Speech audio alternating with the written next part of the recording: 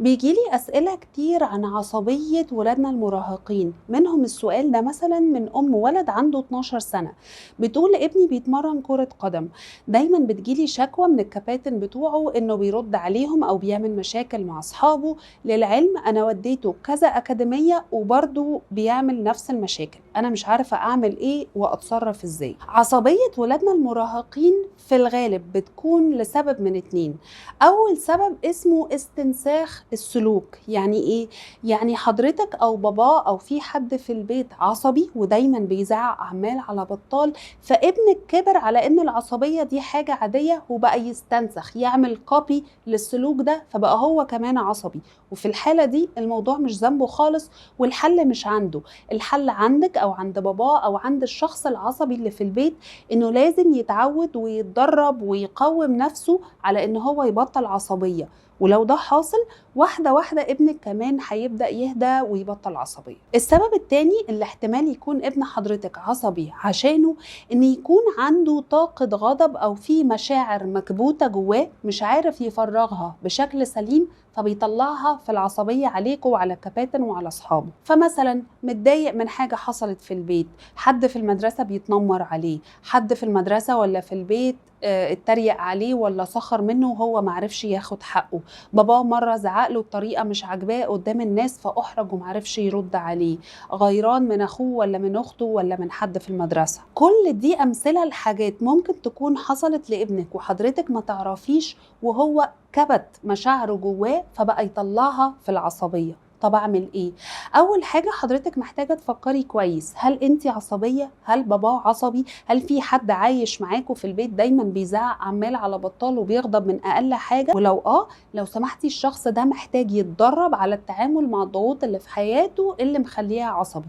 لو في ضغوط يقدر يتخلص منها يتخلص منها في اسرع وقت، ولو زينا كلنا في ضغوط ما يقدرش يتخلص منها، لازم يدرب نفسه ويقوم نفسه انه يتعامل معاها من غير عصبية قدر المستطاع، وساعتها ابنك برضو هيهدى واحدة واحدة بإذن الله. طب لو جيتي قلتي لي لا احنا كلنا هادين في البيت وهو بس اللي عصبي، يبقى تعالي نروح للاحتمال التاني، انه يكون في مشاعر ابنك كبتها جواه وبيطلعها في العصبية.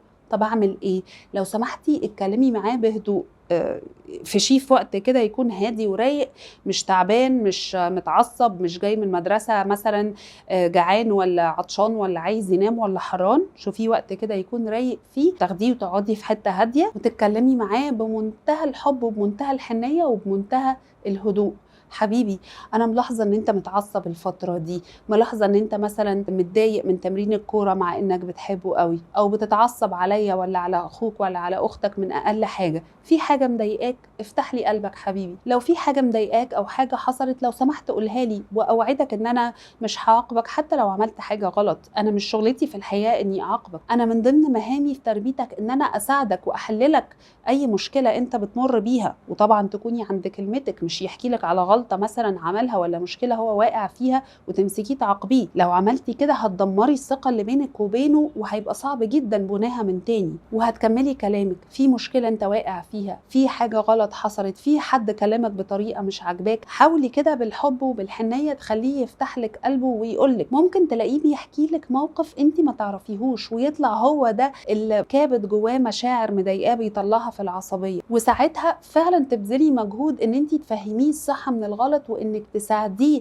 لا قدر الله لو واقع في مشكله او في حد مثلا مضايقه في المدرسه ولا في التمرين ولا حاجه. طب افرضي قالك لا مفيش حاجه مضايقاني وانا مش بزعق ولا حاجه، انا ببقى بس يعني عايزه اقول حاجه بس بيبقى صوتي عالي وانا مش باخد بالي، او اي ردود من النوعيه دي. ساعتها هتغيري اللغه بتاعتك، هتقولي له طيب بص يا حبيبي، الطريقه اللي انت بتتعصب بيها دي مش مقبوله في بيتنا، وانت بتشوفني وبتشوف باباك لما بتكون في حاجه معصبانه مش بنقعد نزعق كده وخلاص. لازم تتعلم وانا هساعدك انك تتدرب لما يكون في حاجه مضايقاك ازاي تعبر عن نفسك بهدوء من غير زعيق وصوت عالي، لان العصبيه دي مش مقبوله في بيتنا وهتعمل لك مشاكل في حياتك، زي ما حاصل دلوقتي في اكاديميات الكوره، ان كل ما نروح اكاديميه عصبيتك تبوظ لك الموضوع وتبوظ علاقتك بالكباتن وباصحابك. هتتكلمي بهدوء وبحب بس بحزم. لو سمحت الفتره الجايه هعلمك ازاي تتحكم في عصبيتك، ده طبعا على افتراض ان مفيش حد في البيت عصبي وان انتوا فعلا ناس هاديين، وهتقولي له انك موجودة عشانه 24 ساعة في اليوم. لو في اي حاجة مضايقاه، لو في حد ضايقه، لو في حد عصبه وهو مش عارف يتعامل ازاي،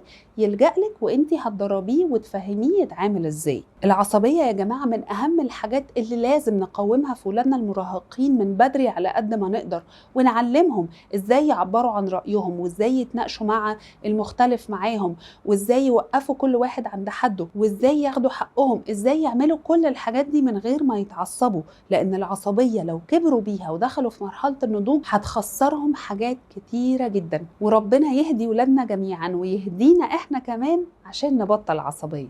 سلام عليكم.